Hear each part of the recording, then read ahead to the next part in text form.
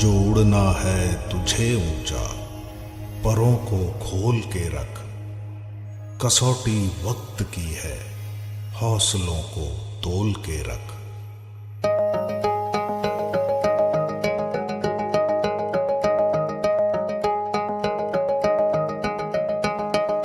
अभी आगाज है तेरा, बहुत कुछ सीखना है। कमर कसनी अभी बाकी है, मुट्ठी भींचना है। अभी आगाज है तेरा, बहुत एक गोष्ट लक्षात ठेवा, ज्या दिवशी मी शिकवलेलं काहीच येणार त्या दिवशी भारतात कोणीच शिकवलेलं काहीच येणार जेवढं भले हालात हो कैसे भी, बस ये सोच ले तू, यही है जिद यही है रार, बस अब जीतना है। लिखूंगा खुद नई तकदीर अपने हाथ से मैं, रगों में खून के संग इस जुनू को घोल के रख। कसौटी वक्त की है, हौसलों को तोल के रख। जोड़ना है तुझे ऊंचा, परों को खोल के रख। कसौटी वक्त की है, हौसलों को तोल के रख। जोड़ना है तुझे ऊंचा, परों को खोल के रख। नमस्कार विद्यार्थी मित्रांनो, all about insurance sector in India. एकंदरीत इंडियामध्ये इन्शुरन्स सेक्टर कधी आलं? पहिली लाईफ इन्शुरन्स कंपनी भारतामध्ये कधी आली? पहिली जनरल इन्शुरन्स कंपनी भारतामध्ये कधी आली? सर, इन्शुरन्स म्हणजे काय? इन्शुरर म्हणजे काय? इन्शुअर्ड म्हणजे काय? प्रीमियम म्हणजे काय? अशा खूप साऱ्या डिटेल गोष्टी आपण ह्या सिरीज मध्ये पाहणार आहोत। तर ह्या सिरीजचं हे आपलं पहिलं लेक्चर आहे, all about insurance sector in India. Sir, आता एकंदरीत जर आपण इंडिया बद्दल विचार केला किंवा इन्शुरन्स बद्दल विचार केला, इन्शुरन्स बद्दल, तर आपल्याला बेसिक एक मुद्दा माहिती आहे। बेसिक एक मुद्दा, दोन प्रकारचे इन्शुरन्स असतात, एक असतो लाईफ इन्शुरन्स आणि एक असतो general insurance. Sir, life insurance म्हणजे काय, जनरल इन्शुरन्स म्हणजे काय, याबद्दलची सर्व डिटेल्ड माहिती मी तुम्हाला तर पुढे पुढे सांगणारच आहे, पण आपण एक छोट्याशा व्हिडिओच्या माध्यमातून लाईफ इन्शुरन्स आणि जनरल इन्शुरन्स समजून घेऊया।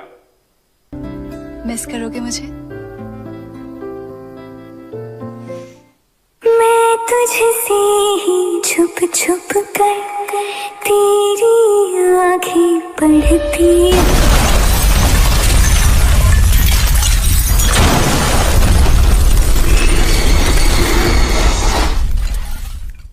कौन तुझे यूं प्यार करेगा जैसे मैं करती हूँ। बघा, यामध्ये दोन्ही प्रकारचे इन्शुरन्स कव्हर होत होते। एक होता लाईफ इन्शुरन्स आणि दुसरा गाडीचा म्हणजे कारचा इन्शुरन्स म्हणजे general insurance. MS Dhoni picture मधला हा सीन आहे, या सीन मधून तुमचे दोन्ही इन्शुरन्स कव्हर होतात। सर, आपल्या जीवाशी रिलेटेड असलेला इन्शुरन्स, आपल्या स्वतःच्या जीवाशी रिलेटेड असलेला इन्शुरन्स म्हणजे तुमचा लाईफ इन्शुरन्स। जीवाशी सोडून म्हणजे तुमच्या स्वतःच्या सोडून बाकी कोणत्याही वस्तूचा असलेला इन्शुरन्स म्हणजे जनरल इन्शुरन्स।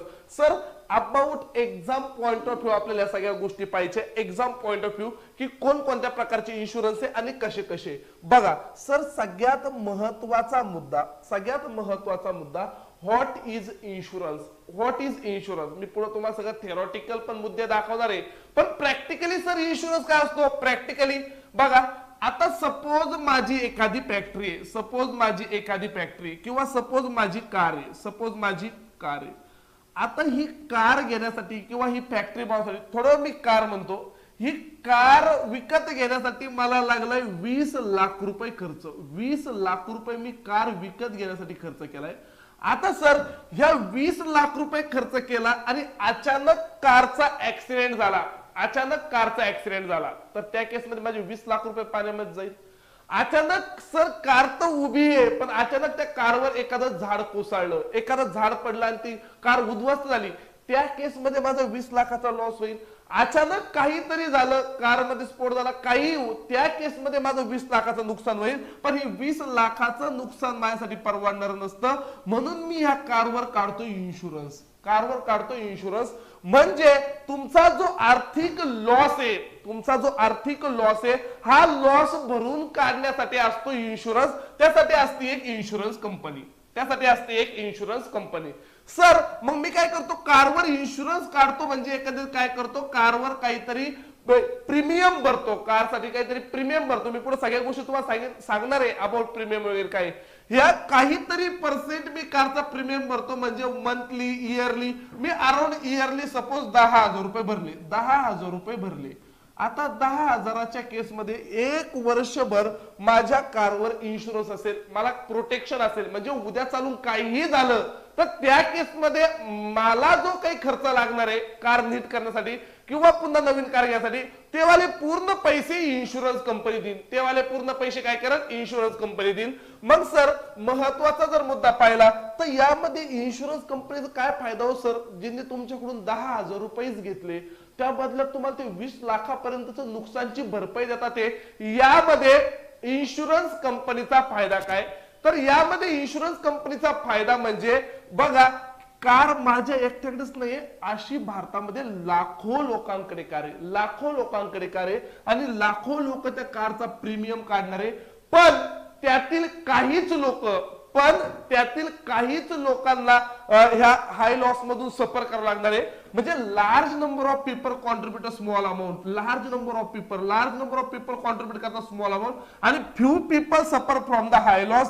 त्याला म्हणतात इन्शुरन्स. सर मी येतो पुढच्या महत्वाच्या मुद्द्यावर.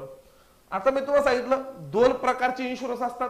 एक असतो तुमचा लाईफ इन्शुरन्स, एक असतो तुमचा जनरल इन्शुरन्स. आजच्या लेक्चर मध्ये आपण लाईफ इन्शुरन्स बद्दलच माहिती पाहणार आहे. नेक्स्ट सेशन मध्ये आपण जनरल इन्शुरन्स बद्दल माहिती पाहणार आहे. अशा टप्प्याटप्प्याने आपण लेक्चर पाहणार आहे. बघा आता चॅप्टर नंबर 1 आता शिक चालू झालाय आपला चॅप्टर नंबर 1. मी तुम्हाला इथून माग फक्त सांगितलं इन्शुरन्स काय असतो, त्यासाठी काय काय करावं लागतं. आता पहिला chapter history of insurance in India. History of insurance in India. Sir याबद्दल विचार करत होता बघा, इथं तुम्हाला ईच अँड एव्हरी मुद्दा एकदम बारकाईने समजून घ्यायचा आहे, एकदम बारकाईने. कन्सेप्च्युअल अभ्यास करा राजांनो. ते दिवस गेले बाळांनो का, ते दिवस गेले. 1 लाइनर क्वेश्चन इन आणि मी त्याला लगेचच्या लगेच क्लिक कराल. ते दिवस गेले. कन्सेप्च्युअल अभ्यास करा, कारण आता पेपर येताना डिस्क्रिप्टिव्ह येतोय, पेपर येताना कन्सेप्च्युअल येतोय की खालील पैकी 3 सेंटेन्स पैकी कोणतं सेंटेन्स बरोबर आहे किंवा कोणतं सेंटेन्स चुकीचं आहे. म्हणून मला ईच अँड एव्हरी कन्सेप्ट माहित पाहिजे. बघा व्हॉट इज इन्शुरन्स. इन्शुरन्सची डेफिनेशन काय. Insurance is an agreement oblique किंवा contract by which risk or loss or damage on one person to shifted to the another party called as insurer on the payment of the charge known as premium. The risk is equally distributed between the pool of the member who are paying the premium for the same insurance. बघा एकदम सोपं आहे sir. Insurance म्हणजे काय. Insurance हे एक agreement किंवा एक कॉन्ट्रॅक्ट आहे. नीट लक्षात घ्या, म्हणून मी तो सांगतो कन्सेप्च्युअल शिक. इन्शुरन्स हे एक अग्रीमेंट किंवा एक कॉन्ट्रॅक्ट आहे. कोणामध्ये बाबा जे तुमची रिस्क असेल, एखाद्या गोष्टीबद्दल लॉस होणार असेल तुमचा एखाद्या गोष्टीचा किंवा एखादी गोष्ट डॅमेज होणार असेल तर त्या केसमध्ये ते जे झालेल्या डॅमेजला लागणारा खर्च आहे, झालेला लॉस भरून देण्याची जबाबदारी आहे. ही जबाबदारी घेते one person is shifted to another party. आता माझी कार आहे, माझं घर आहे किंवा माझी कोणतीही गोष्ट आहे, तिच्यावर मी इन्शुरन्स काढलाय तर त्या घराला काही झालं, त्या गाडीला काही झालं तर ती जबाबदारी घेते थर्ड पार्टी. जबाबदारी कोणती पार्टी घेते. अनदर पार्टी म्हणजे एखादी कंपनी जिला मी म्हणतो इन्शुरर. मग सर इन्शुरन्स म्हणजे काय. जी कंपनी माझ्या कोणत्याही वस्तूवर इन्शुरन्स मला प्रोव्हाइड करते, जी कंपनी माझ्या कोणत्याही वस्तूवर मला इन्शुरन्स प्रोव्हाइड करते त्याला मी इन्शुरर म्हणतो. आणि on the payment of the charge known as premium. आणि त्यासाठी ती काय कंपनी असे फुकट तुम्हाला काही द्यायला बसलेली नाहीये. त्यासाठी तुम्हाला काहीतरी पैसे भरावे लागतील. त्या पैशाच्या टर्मला म्हणतात प्रीमियम. सर दोन गोष्टी मला कळाल्या, इन्शुरर कळालं आणि प्रीमियम कळाला. जी कंपनी आपल्या कोणत्याही एखाद्या वस्तूवर इन्शुरन्स प्रोव्हाइड करणार आहे ती झाली इन्शुरर. त्यासाठी मी जो पैसा भरणार आहे तो झाला प्रीमियम. तो काय झाला प्रीमियम. सर पुढे purpose of insurance. The purpose of an insurance plan is to be provide protection against the risk of the financial loss. तुमचा जे फायनान्शियल लॉस होण्याची रिस्क आहे, फायनान्शियल लॉस व्हायची रिस्क आहे. म्हणजे मी खूप मोठा बंगला बांधणार, अचानक उद्या भूकंप झाला, त्या केसमध्ये तो बंगला पडणार आहे, रिस्क आहे. फायनान्शियल लॉस होण्याची रिस्क आहे. मी कार घेतली, अचानक उद्या तिचा ऍक्सिडेंट झाला, फायनान्शियल लॉस होण्याची रिस्क आहे. अशी कोणतीही गोष्ट जिथं फायनान्शियल लॉस होण्याची रिस्क आहे, त्या केसमध्ये जी प्रोटेक्शन प्रोव्हाइड करतं, त्या केसला प्रोटेक्शन प्रोव्हाइड करतं, ते तुमचं इन्शुरन्सचं पर्पज आहे. इन्शुरन्सचं पर्पज काय?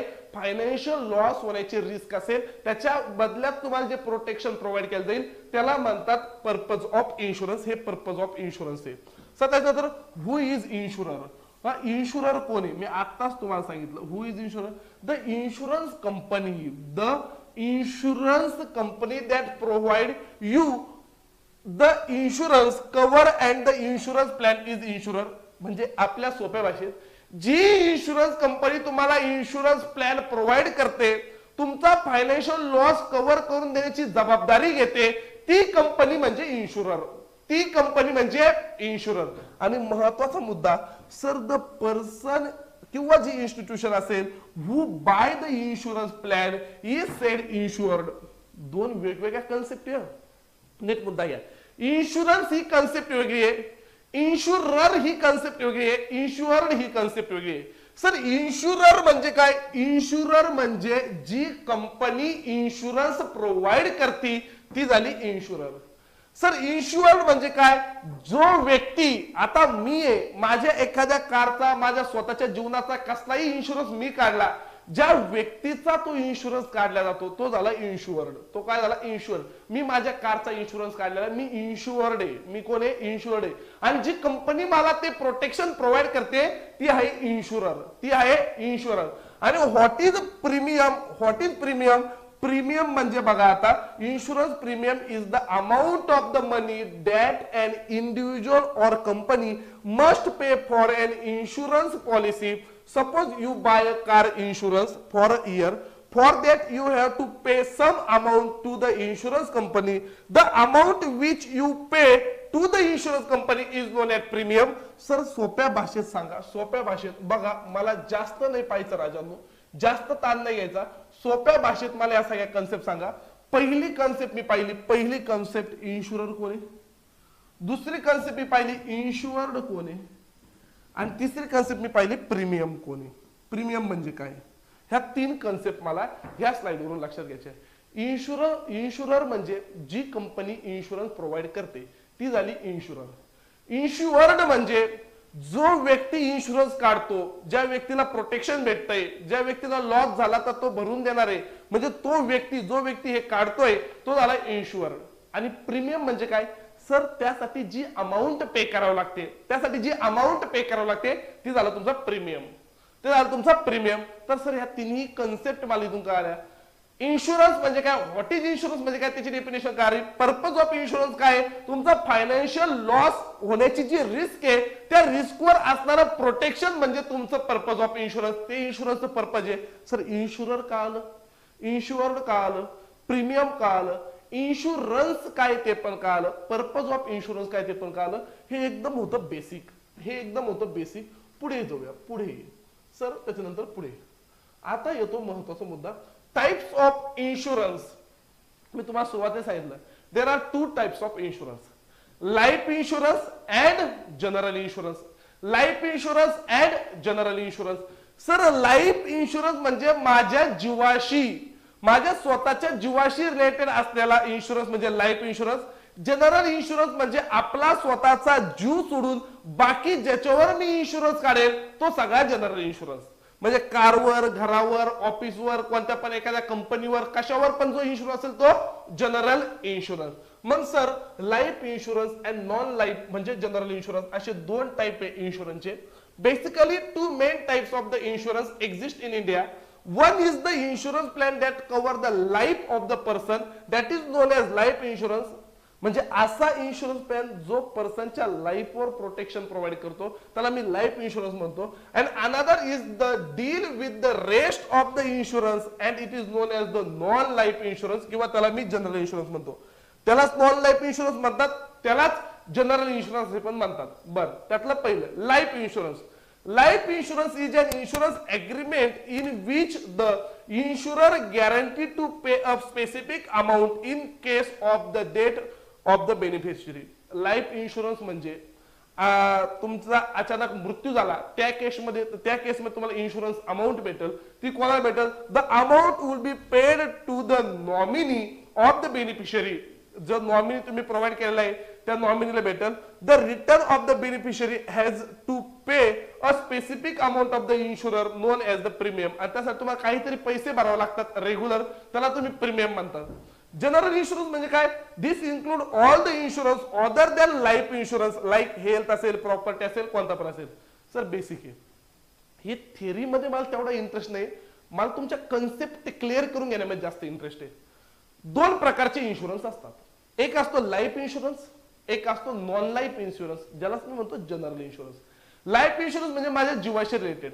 आता होतं काय, कोणत्या पण घरात एखादा व्यक्ती कमवता असतो जो पूर्ण घर चालवतो, पण मृत्यू सांगून येत नसतो.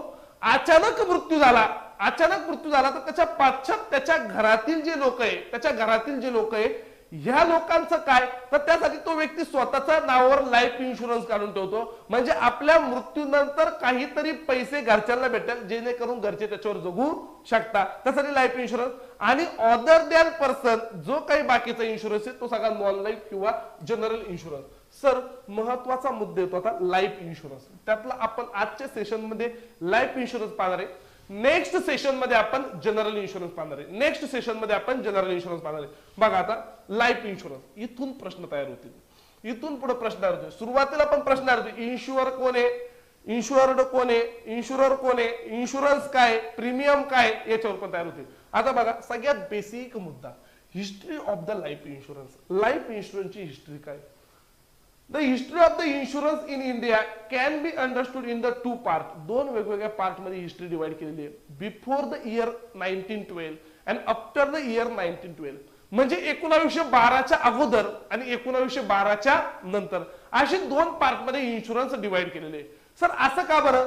बिफोर द इयर 1912 1912च्या अगोदर India has no legislation to regulate the insurance business. म्हणजे भारताकडे इन्शुरन्स बिझनेस बनवण्यासाठी किंवा इन्शुरन्स बिझनेसवर नियंत्रण ठेवण्यासाठी लेजिस्लेशन नव्हतं, म्हणजे कोणता कायदा नव्हता. 1912च्या अगोदर जो इन्शुरन्स सेक्टर आहे त्या इन्शुरन्स सेक्टरवर लक्ष ठेवण्यासाठी, नियंत्रण ठेवण्यासाठी कोणता कायदा नव्हता. म्हणून बिफोर द इयर 1912 अशा दोन पार्ट मध्ये हिस्ट्री आपण काय केलेली आहे, कन्वर्ट केलेली आहे. 1912च्या अगोदर का बरं? कारण 1912 पर्यंत कोणताही कायदा नव्हता. After 1912, after 1912 when the Life Insurance Companies Act and the Provident Fund Act were passed. 1912 नंतर दोन ऍक्ट पास झाले, लाईफ इन्शुरन्स कंपनी ऍक्ट आणि प्रोव्हिडंट फंड ऍक्ट. मग पेपरला विचारतात की लाईफ इन्शुरन्स ऍक्ट कधी पास झाला, प्रोव्हिडंट फंड ऍक्ट कधी पास झाला. हे आफ्टर 1912 पास झाले. आता ते बघू आपण. आता सर हे पास होण्याच्या अगोदर बिफोर 1912 काय होतं? बिफोर 1912च्या अगोदर बघा, 1912च्या अगोदर काय होतं? 1818 life insurance in its modern form came to India from the England in the year 1818. 1818 ला भारतामध्ये पहिली लाईफ इन्शुरन्स कंपनी आली इंग्लंड मधून. 1818 ला भारतामध्ये पहिली लाईफ इन्शुरन्स कंपनी आली इंग्लंड मधून, ओरिएंटल लाईफ इन्शुरन्स कंपनी. पेपरला एका विचारलं पण होता भारतातली पहिली लाईफ इन्शुरन्स कंपनी कोणती, तर Oriental life insurance company is the first life insurance company in India, जी 1818 ला आली होती. Was the first life insurance company in India and were establish by Europeans in Calcutta. आणि ती कुठे इस्टॅब्लिश झाली? ती कलकत्ताला, ज्याला आपण आत्ताचं कोलकाता म्हणतो. तेव्हा त्याला कलकत्ता म्हणायचे. भारतात पहिली लाईफ इन्शुरन्स कंपनी आली 1818 ला Oriental life insurance company. Sir मी थोडस पुढे गेलो, त्याच्यानंतर काय झालं? महत्वाचा मुद्दा आहे हा, मुद्दा पण महत्वाचा आहे. 1818 तर पहिली लाईफ इन्शुरन्स कंपनी आली. मग 1870 ला काय झालं? Bombay mutual life assurance society was establish. Bombay Mutual Life Assurance Society was established and is the first Indian life insurance company. पहिली भारतीय लाईफ इन्शुरन्स कंपनी कोणती? दोन प्रकारचे क्वेश्चन आहे बघा. पहिली लाईफ इन्शुरन्स कंपनी कोणती? जी 1818 ला ती ओरिएंटल लाईफ इन्शुरन्स कंपनी. दुसरा क्वेश्चन आहे पहिली भारतीय लाईफ इन्शुरन्स कंपनी कोणती? पहिली भारतीय लाईफ इन्शुरन्स कंपनी कोणती? तर तुमची Bombay mutual life assurance society. Bombay mutual life assurance society ही पहिली भारतीय लाईफ इन्शुरन्स कंपनी. मग पेपरला क्वेश्चन प्रॉपर वाचा. ऑप्शन मध्ये दोन्ही असणार आहे. Bombay mutual life assurance society पण असणार आहे. ऑप्शन मध्येच तुमची ओरिएंटल लाईफ इन्शुरन्स कंपनी पण असणार आहे. मग प्रश्न काय? भारतातील पहिली लाईफ इन्शुरन्स कंपनी आहे की म्हणजे पहिली भारतीय लाईफ इन्शुरन्स कंपनी आहे की भारतातील पहिली लाईफ इन्शुरन्स कंपनी? भारतातील पहिली म्हणलं तर ओरिएंटल लाईफ इन्शुरन्स कंपनी आणि पहिली भारतीय लाईफ इन्शुरन्स कंपनी म्हणलं तर तुमचं Bombay mutual life assurance society. Sir इथपर्यंत आलं. मग 1912 ला काय झालं? Life insurance company act, LIC act कधीचा आहे? लाईफ इन्शुरन्स कंपनी ही LIC वेगळं, लाईफ इन्शुरन्स कंपनी ती लाईफ इन्शुरन्स कॉर्पोरेशन आहे. LIC life insurance corporation. Life insurance company act आला 1912 ला. was passed. This Act 1912 made it necessary that the premium rate table and the periodical valuation of the company should be certified and actuary म्हणजे काय? One who calculate the premium.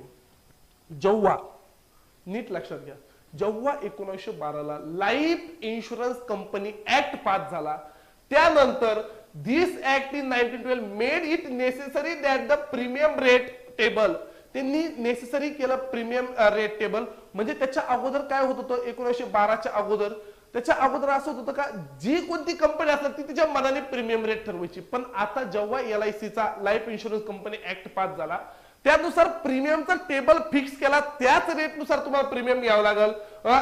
Premium rate table and the periodical valuation of the company should be certified by actuary म्हणजे one who calculate the premium.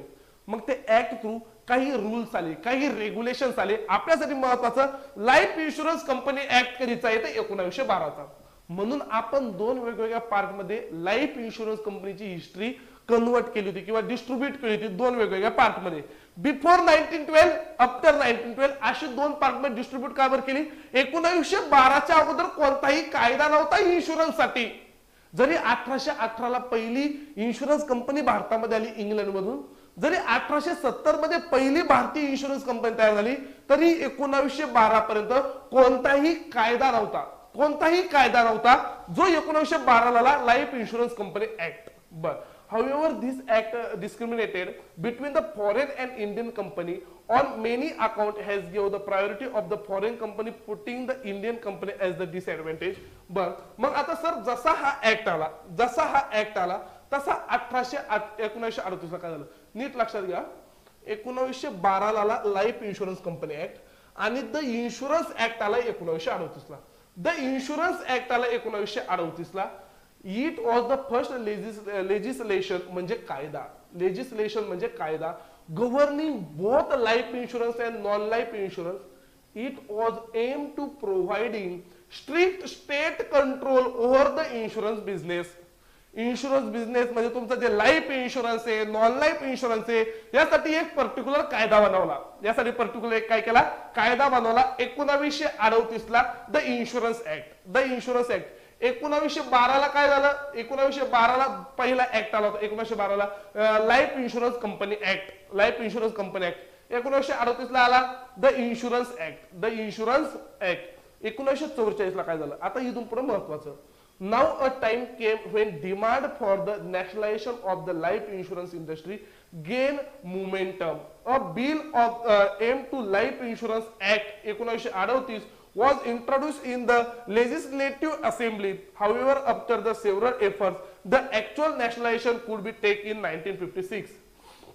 जसा 1938 ला insurance act आला तसं त्यांचं म्हणणं होतं की इन्शुरन्स कंपन्यांचं, लाईफ इन्शुरन्स कंपन्यांचं नॅशनलायझेशन झालं पाहिजे आणि ऍक्च्युअल लाईफ इन्शुरन्स कंपन्यांचं नॅशनलायझेशन झालं 1956 ला. 1956 ला नॅशनलायझेशन झालं. नॅशनलायझेशन होणं म्हणजे कोणत्याही एखाद्या संस्थेमध्ये 50% जास्त शेअर्स, इकडे पाय 50% पेक्षा जास्त शेअर जेव्हा गव्हर्नमेंट ऑफ इंडियाचे असतात, तिथल्या सेंट्रल गव्हर्नमेंटचे असतात, त्याला नॅशनलाइज इन्स्टिट्यूट असे म्हणतात. त्याला नॅशनलाइज इन्स्टिट्यूट असे म्हणतात. मग पुढे पुढे मी तुम्हाला सांगणार आहे भारतामध्ये लाईफ इन्शुरन्स कंपन्या किती आहे, भारतामध्ये जनरल इन्शुरन्स कंपन्या किती आहे, हेल्थ इन्शुरन्स काय, री इन्शुरन्स काय, असं खूप वेगवेगळ्या गोष्टी आहे. IRDAI च्या साईटवरून या सगळ्या गोष्टी मी तुम्हाला सांगतोय. म्हणून याच्यावर 100% ट्रस्ट ठेवा. नाही सर ह्या वाल्या वेबसाईटवर वेगळं दाखवत आहे, नाही सर ह्या मॅगझिन मध्ये असं दाखवत आहे, नाही सर मी यांचे लेक्चर पाहिले तर वेगळ्याचे.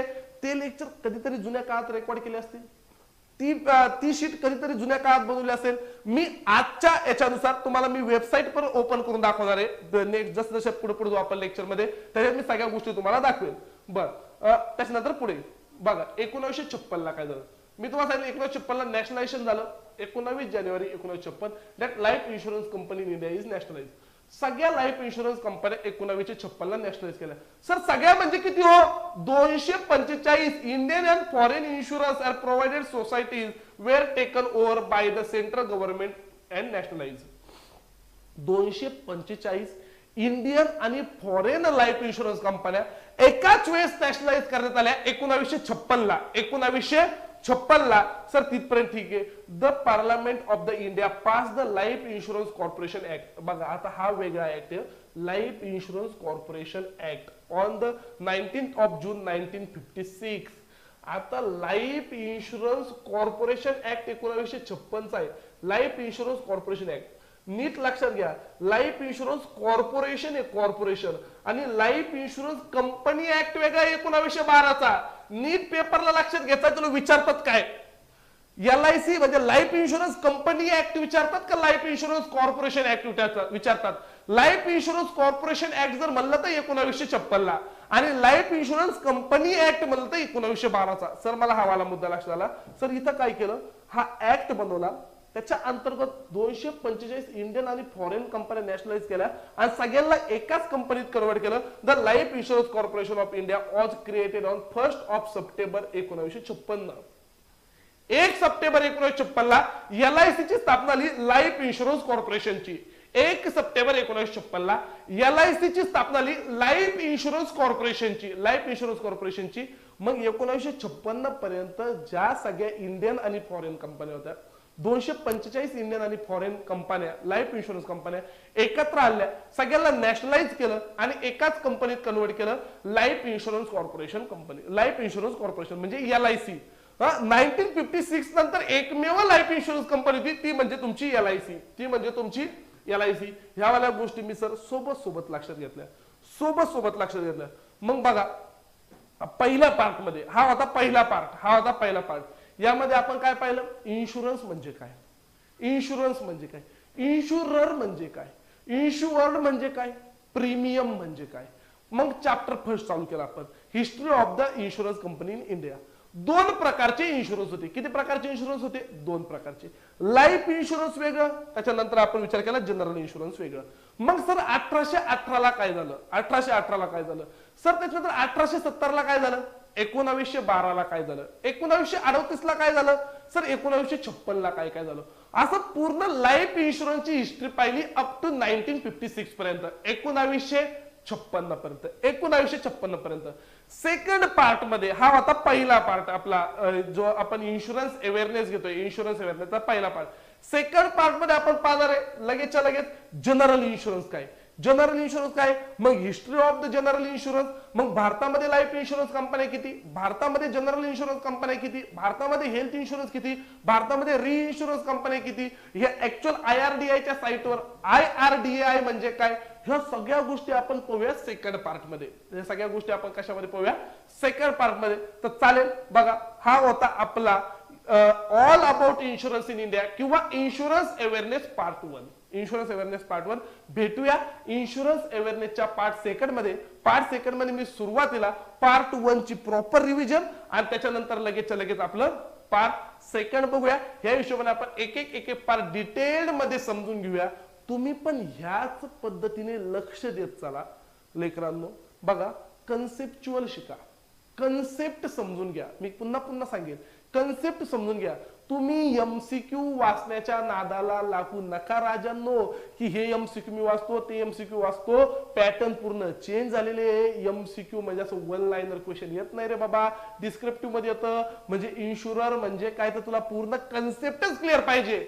कन्सेप्ट क्लिअर असेल तर तू वाचून सॉल्व्ह करू शकतो. कन्सेप्ट क्लिअर असेल तर तू काय करू शकतो, वाचून सॉल्व्ह करू शकतो. इथपर्यंत बघा. तर आतापर्यंत शिकवलेल्या सगळ्या गोष्टी तुम्हाला एकदम प्रॉपर कळाल्या असतील, की बाबा एकंदर खरंच कशी होती हिस्ट्री किंवा काय होतं. ह्यावेळेला सगळ्या गोष्टी आम्हाला सर एकदम प्रॉपर कळालेल्या आहे, एकदम प्रॉपर कळाल्या. पण होतं काय माहिती सर, सगळ्यात महत्वाचा मुद्दा, जीए ला मार्कच पडत नाही, जीए मध्ये स्कोरच येत नाही. कारण तुम्हाला लागलेली सगळ्यात घाणेरडी सवय, सगळ्यात घाणेरडी सवय, कुठेतरी एमसीक्यू वाचायची, कोणतं तरी मॅगझिन वाचायचं. अरे राजा, असं एमसीक्यू वाचून मॅगझिन वाचून होत नसतं. साधी गोष्ट आहे, तू क्वांट शिकलाय, क्वांट शिकत असताना तू आधी ऍडिशन, सबट्रॅक्शन, मल्टिप्लिकेशन, डिव्हिजन ह्यावाल्या गोष्टी शिकून मग तू हळूहळू सिम्प्लिफिकेशन, अप्रॉक्सिमेशन, क्वाड्रेटिक इक्वेशन, मग हळूहळू डीआय, मग तुमचा two diagram DI, caselet DI, त्याच्यानंतर कमर्शियल मॅथ, या हिशोबाने तू गेला. सर मी रिझनिंग पण शिकलो. रिझनिंग शिकत असताना मी distance direction, blood relation, alpha numeric series झाल्यानंतर सिलोलिझम, असे बेसिक चॅप्टर शिकले. आणि मग त्याच्यानंतर मी गेलो कुठेतरी सिटिंग अरेंजमेंट आणि पझलवर. पण मी सगळ्या गोष्टी शिकलोय, पण सर मी जीएचं तसं करत नाही. कोणीतरी XYZ व्यक्ती म्हणतो की ह्या मॅगझिन मधून प्रश्न येतात म्हणून मी ते येण्यासारखं ते मॅगझिन वाचतो. कोणीतरी XYZ व्यक्ती म्हणतो ह्या मॅगझिन मधून येतो, मी ते मॅगझिन वाचत बसतो. कोणीतरी म्हणतो हे एमसीक्यू वाचायचे प्रश्न येणार आहे. जीएचा पॅटर्न पूर्ण चुकलेला आहे. म्हणून मला तुम्हाला एक गोष्ट सांगायची आहे की बाबांनो, नेमकं आमच्या कायम होणाऱ्या चुका कोणत्या, कायम होणार चुका. सर मी मागच्या वर्षीच्या सर्व एक्झाम दिल्या आणि कायम होणाऱ्या चुका कोणत्या, का कायम मी काहीतरी एमसीक्यू वाचले किंवा काहीतरी मॅगझिन वाचत बसलो. पण ऍक्च्युअल पेपर मध्ये न ते एमसीक्यू होते न ते मॅगझिन होते. कारण जीए बदललंय. आणि ह्या गोष्टी मी तुम्हाला खूप मागच्या 1.5 वर्षापासून सांगतोय. मी हे सांगतोय, जो विद्यार्थी मागच्या 2-3 वर्षापासून अभ्यास करतो त्याच्यापेक्षा जास्त मार्क रेग्युलर बॅचच्या पोरांना पडतील. आमच्या रेग्युलर बॅचच्या पोरांना, जे मुलं आता मागच्या महिन्यात 2 महिन्यापूर्वी अभ्यास करायला ज्यांनी रेग्युलर बॅचेस जॉईन केलेले त्या मुलाला पडतील. का बरं? कारण जनरल अवेअरनेस हे कन्सेप्च्युअल झालेलं आहे. कन्सेप्ट विचारताय, वन लाईनर क्वेश्चन विचारत नाहीये राजा. मी तुला ओरडून एकच मुद्दा सांगतो की वन लाईनरचा जमाना गेलेला आहे. का एका लाईन मध्ये काहीतरी क्वेश्चन दिला, खाली ऑप्शन आहे, लगेच मी क्लिक केलं, ते तसं अजिबात नाहीये. कन्सेप्च्युअल पेपर आहे. तुझी each and every concept clear पाहिजे. त्यासाठी तुला बारकाईने शिकावं लागल. जसं तू addition, subtraction, multiplication, division, simplification, approximation, number series, quadratic equation एवढं सगळं केल्यानंतर DI, caselet DI, double diagram DI आणि कमर्शियल मॅथवर गेला, तसं जीएला पण काही तर सिक्वेन्स असेल ना रे राजा, काही तर सिक्वेन्स असेल. उठायचं, बोंबलत चालायचं, ते वाचत बसायचं, मार्क पडतच नाही आणि फक्त जीए मुळे फायनल सिलेक्शन जाते. फक्त जीए मुळे सर माझं फायनल सिलेक्शन जातंय आणि पेपर झाला का म्हणायचं जीए खूप अवघडतं. पण जे तू जीए अवघड म्हणतो त्याच जीएला पोरांना 40 पैकी 30 मार्क पण पडलेले, त्याच जीएला पोरांना 40 पैकी 25 मार्क पडलेले, 50 पैकी कुठेतरी 35 मार्क पडलेले, 30 मार्क पडलेले. मग त्याला 30 मार्क पडू शकता आणि तुला 8 मार्क पडता. का बरं? कारण तू कधी शिकून घेण्याचा प्रयत्नच केला नाही किंवा तू कधी शिकून घेतलंच नाही. एक खूप प्रॉपर मेथड आहे, जी मेथड मी मागच्या 2 वर्षापासून फॉलो करतोय आणि 2 वर्षापासून त्या पद्धतीने पोरांना शिकवतोय की बाबा जीए शिकत असताना आधी त्याचा बेस शिका. कारण तुम्ही क्वांट याच्या आधी पण कुठेतरी पाहिलेलं आहे, रिझनिंग याच्या आधी कुठेतरी अभ्यासलेलं आहे, इंग्लिश तुम्हाला कुठे ना कुठे होतं, जीए कुठंच नव्हतं. जीएची तयारी तुमची पहिली आहे आणि तू पहिल्या डायरेक्ट तू 12वीचं पुस्तक घेऊन बसतोय. नाही जमणार नाही. तुला आधी बेसिक म्हणजे पूर्ण स्टॅटिक जीके शिकून घ्यावं लागेल. स्टॅटिक जीके एकदम बेसिक पर कंट्रीच्या कॅपिटल, सीएम, गव्हर्नर, वेगवेगळे नॅशनल पार्क, वेगवेगळे डॅम, सगळे इम्पॉर्टंट डेज. सर पेपरला येतं का? अरे येतं ना, हे पण कोण म्हणण्यात. आताच्या सगळ्या पेपरला एक सीएम गव्हर्नर विचारला होता. आता एसबीआय क्लर्कला औरंग नॅशनल पार्क विचारला होता, इंटरनॅशनल गर्ल चाइल्ड डे विचारला होता, फ्लॅग अडॉप्शन डे विचारला होता. त्याचं मी तुम्हाला व्हिडिओ सुरुवातीला दाखवली होती.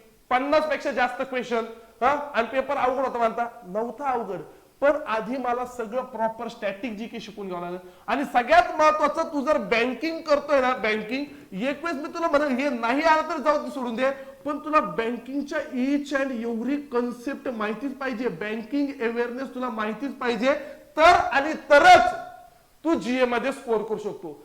तर आणि तरच तू जीए मध्ये स्कोर करू शकतो, नाही तर तू जीए मध्ये स्कोर करू शकत नाही. तुला जीए ला मार्क पडू शकत नाही. मी तुला हे 100% सांगतो, तू कितीही मॅगझिन वाच आणि कितीही एमसीक्यू वाच, होणार नाही. कारण तुझ्या कन्सेप्ट क्लिअर पाहिजे.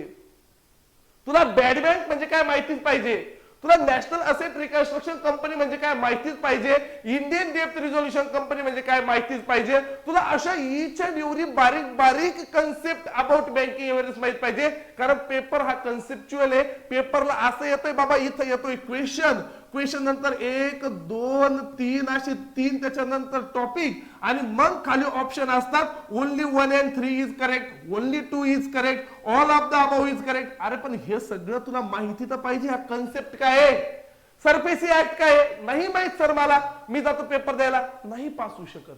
म्हणून तुला दुसरा महत्वाचा मुद्दा येतो बँकिंग अवेअरनेस, आणि तिसरा महत्वाचा मुद्दा येतो करंट अफेअर्स, ते पण relevant to banking sector, relevant to banking sector. मग ह्या पद्धतीने तुला जीए शिकावाच लागेल, हे मी ओरडून ओरडून सांगतो. म्हणून मी तू सांगतो सर मी मागच्या 2 वर्षापासून तयारी करतोय, मागच्या 3 वर्षापासून तयारी करतोय, तरीही तुझ्यापेक्षा जास्त मार्क मागच्या 4 महिन्यात आलेल्या मुलाला पडू शकता. का बरं?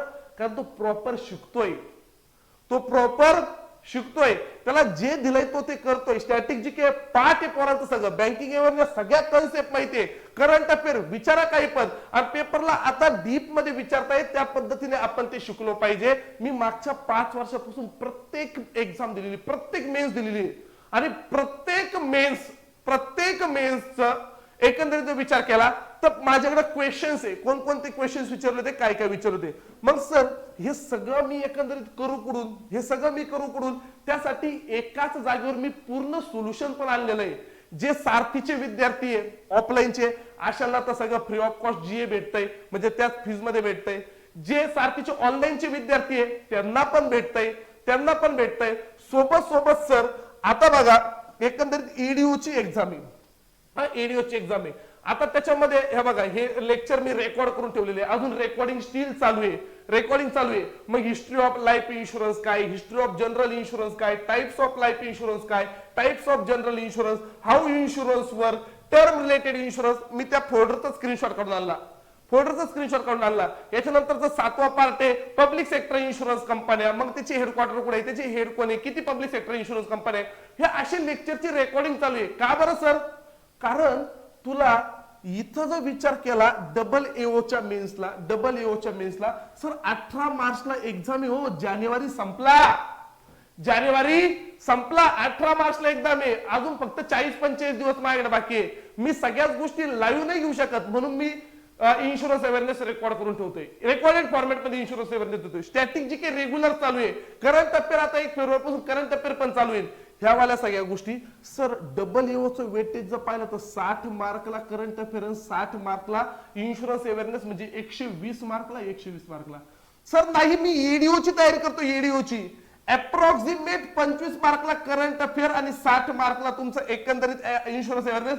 85 मार्क किती पैकी हो सर, किती पैकी 85 मार्क, 160 पैकी 85 मार्क, म्हणजे 50% पेक्षा पण जास्त वेटेज जनरल अवेअरनेस सेक्शनला आहे, 50% पेक्षा पण जास्त वेटेज. मग सर त्याच्यामध्ये मला काय काय करायचंय, त्याच्यामध्ये तुला इन्शुरन्स अवेअरनेस करायचंय, related to financial market, current affairs तुला पूर्ण करायचे. एकदम बेसिक क्वेश्चन होते मागच्या वर्षी करंट अफेअरचे, पण तरी मला ते करायचे सर, नाही आठवत मला स्टॅटिक जीके करायचंय, ह्या सगळ्या गोष्टी करायच्या आहे. आणि यातील काही गोष्टी अशा असतात बघा, आपल्याला नेमकं शिकायचं काय काय पूर्ण, स्टॅटिक जीके सगळ्यात पहिला महत्वाचा मुद्दा असतो. स्टॅटिक जीके हे कधीही बदलत नाही, एकदाच करून ठेवा. स्टॅटिक बँकिंग अवेअरनेस, ज्याला मी फायनान्शियल अवेअरनेस म्हणतो, अरे हे पण एकदाच करण्याची गरज आहे, हे पण कधीच बदलत नाही, हे पण कधीच बदलत नाही, हे पण एकदाच करण्याची गरज आहे. सर मला पूर्ण करायचंय. करंट बँकिंग अवेअरनेस, बँक कुठं कुठं न्यूज मध्ये, करंट अफेअर्स. आता ही जी बॅच आहे तुमची special general awareness batch, general awareness योद्धा 1.0. सर ह्या योद्धा 1.0 मध्ये 31 डिसेंबर 2023 पर्यंत, म्हणजे 2024 पर्यंत, जवळपास 24च्या फर्स्ट डे पर्यंत, अराउंड हे पूर्ण वर्ष ह्या बॅच मध्ये तुम्हाला स्टॅटिक जीके भेटेल, याच्यात तुम्हाला स्टॅटिक बँकिंग अवेअरनेस भेटेल, स्टॅटिक करंट अफेअर भेटेल. करंट अफेअर भेटेल कुठून? नोव्हेंबर 2022 ते डिसेंबर 2023, म्हणजे पूर्ण 14 मंथचं ऑलरेडी त्याच्यात नोव्हेंबर आणि डिसेंबर अवेलेबल आहे. नोव्हेंबर आणि डिसेंबरचे 10 पार्ट त्याच्यामध्ये अवेलेबल आहे, 10 पार्ट त्याच्यामध्ये अवेलेबल आहे. ह्या वाल्या गोष्टी भेटेल. सर इन्शुरन्स अवेअरनेसची रेकॉर्डिंग चालू आहे, ऑलरेडी 6 पार्ट त्याच्यामध्ये ऍड केलेले आहे, 6 पार्ट मी त्याच्यामध्ये ऍड केलेले. सर फ्री बुक कुरिअरने घरी येईल, फ्री बुक तुम्हाला कुरिअरने घरी येईल. आणि सोबत मी जर स्टार दिलाय, लवकरच कॉम्प्युटर अवेअरनेसची पण काहीतरी करण्याचा प्रयत्न करतोय मी, कॉम्प्युटर अवेअरनेसचा पण प्रयत्न करतोय, म्हणून मी जर स्टार दिले. बाकी हे तर कन्फर्म आहे. स्टॅटिक जीके पूर्ण पार बेसिक पासून आणि पाठच होतं. करंट अफेअर पूर्ण, करंट बँकिंग पूर्ण, बँकिंग अवेअरनेस पूर्ण, इन्शुरन्स अवेअरनेस पूर्ण. मग एकाच ठिकाणी पूर्ण सोल्युशन भेटतं. 1 वर्षाची व्हॅलिडिटी आहे. सर हे फक्त LIC चे एक्झाम पुरतच लिमिटेड आहे का हो? नाही. LIC EO असेल, LIC EDO असेल, अपकमिंग येणारी ह्या महिन्यामध्ये RBI असिस्टंटची एक्झाम असेल, RRB PO RRB clerk, IBPS PO IBPS clerk, SBI PO SBI clerk, किंवा ह्या वर्षभरात होणाऱ्या सगळ्याच एक्झाम, ह्या वर्षभरात होणाऱ्या सगळ्याच एक्झाम जनरल अवेअरनेस योद्धा 1.0 मधून कव्हर होतात. ते जनरल अवेअरनेस योद्धा 1.0 मधून कमीत कमी जर विचार केला, कमीत कमी तर तुम्हाला करायचंच किती आहे? स्टॅटिक जीकेचे 30+ लेक्चर, स्टॅटिक बँकिंगचे 20+ लेक्चर, करंट बँकिंगचे प्रत्येक महिन्याचे 3 लेक्चरच्या हिशोबाने तुम्ही लक्षात घ्या, 3 लेक्चरच्या हिशोबाने जवळपास 14 महिन्याचे 14 त्रिक 42 40+ लेक्चर. करंट अफेअर्सचे पण 14 महिन्यांचे ऑन एन एव्हरेज 10 लेक्चर असतात प्रत्येक महिन्याचे. त्यातले हे 3 करंट अफेअरचे सोडून द्या, म्हणजे 7 14 14 14 58 जवळपास करंट अफेअरचे हे 40 पण करंट अफेअर्स प्लस इथं पण 95+ करंट अफेअरचे लेक्चर, इन्शुरन्स अवेअरनेसचे 20+ लेक्चर, फ्री बुक, ह्या सगळ्या गोष्टी याच्यामध्ये कव्हर करून घेतल्या जातात. सोबत रिव्हिजन लेक्चर असेल, टेस्ट असेल, टेस्टचे अनालिसिस असेल, या सगळ्या गोष्टी व्हॅलिडिटी 1 इयर, व्हॅलिडिटी पूर्ण 1 इयर. जनरल अवेअरनेस योद्धा 1.0 ह्या पद्धतीने जर केलं तर 100% GA मध्ये मार्क पडतील. पण आम्ही त्या वेळेने कधीच करत नाही सर. आम्ही ते मॅगझिन वाचत बसतो, ते MCQ वाचत बसतो आणि ऐन टाइमवर म्हणतो नाही सर आम्हाला जमलंच नाही. आता याच्या व्यतिरिक्त बघा सर, मला हे जे इन्शुरन्स अवेअरनेस आहे, इन्शुरन्स अवेअरनेस हे करायचंय अच्युअर्स बॅच 1 पासून, अच्युअर्स बॅच 1 पासून ते अच्युअर्स बॅच 9 पर्यंत सगळ्या बॅच मध्ये रेकॉर्डेड फॉर्मॅट मध्ये ह्या वाल्या गोष्टी ऍड होतील. Special general awareness 1.0, 2.0, 3.0, 4.0 special general awareness, special general awareness batch, general awareness batch जे आहे 1.0, 2.0, 3.0, 4.0 जवळपास याला 1700+ ऍडमिशन आहे, 1700+ लोकांचे ऍडमिशन आहे. आणि या चारही बॅचची व्हॅलिडिटी 31 मार्च पर्यंत आहे, 31 मार्च पर्यंत आहे. त्याच्यामध्ये पण इन्शुरन्स अवेअरनेसचे लेक्चर ऍड झालेले आहे, त्याच्यामध्ये पण इन्शुरन्स अवेअरनेसचे लेक्चर ऍड झालेले. ऑलरेडी ह्या बॅचेस मध्ये करंट अफेअर झालेलं आहे, ह्या बॅचेस मध्ये बँकिंग अवेअरनेस झालेलं आहे, स्टॅटिक जीके झालेलं आहे, इन्शुरन्स अवेअरनेस मी त्या बॅचेस मध्ये पण ऍड केलंय. जनरल अवेअरनेस 1.0, 2.0, 3.0, 4.0 मध्ये, पण त्या सगळ्यांची व्हॅलिडिटी 31 मार्च पर्यंत आहे. जर सर मला ह्या वर्षीची तयारी करायची आहे, मग आता तू त्याचा विचार न करत बसू, तू ही स्पेशल जनरल अवेअरनेस वाली बॅच परचेस करून घे.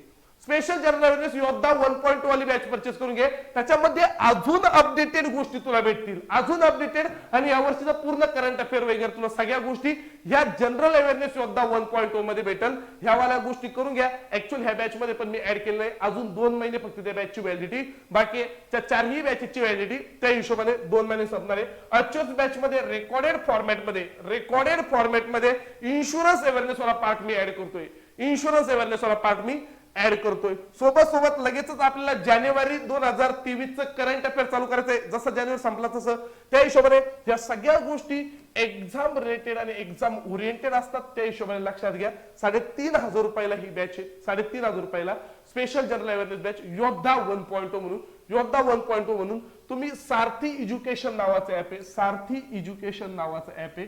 ह्या ऍपवर जाऊन तुमचा मोबाईल नंबर टाकून ओटीपी टाकून कोर्सेस मध्ये गेले तर तुम्हाला इथं 3 नंबरला स्पेशल जनरल अवेअरनेस योद्धा 1.0 नावाची बॅच दिसेल. ती वाली बॅच तुम्ही परचेस करू शकता. त्याच्यामध्ये सर्व इन्शुरन्स अवेअरनेस आतापर्यंत 6-7 लेक्चर रेकॉर्ड झालेले, रोज 2-3 असे ऍड करत तुम्ही तुमच्या हिशोबाने आतापासूनच पाहायला चालू करा. कारण EDO मध्ये नंबर ऑफ वॅकन्सी खूप जास्त आहे. सिलेक्शन होण्याचे चान्सेस खूप जास्त आहे. मॅक्सिमम क्राऊड प्री मधून पास होणार आहे. त्या केसमध्ये तुम्हाला ह्या वाल्या गोष्टी कामं पडतील. सोबत सारथी GA बाय अक्षय चोळके नावाचं टेलिग्राम चॅनल जॉईन करायला विसरू नका. त्याच्यामध्ये सगळ्या अपडेट येतात. तर चालेल, या हिशोबाने आपण इथे थांबूया. यानंतर पुन्हा एकदा मी तुम्हाला SBI क्लिनिकलच्या क्वेश्चनचा एक व्हिडिओ प्ले करतो. धन्यवाद.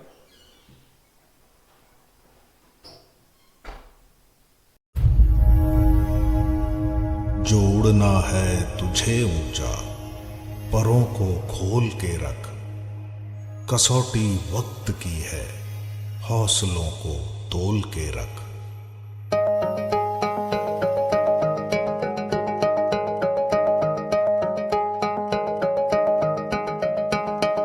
अभी आगाज है तेरा, बहुत कुछ सीखना है.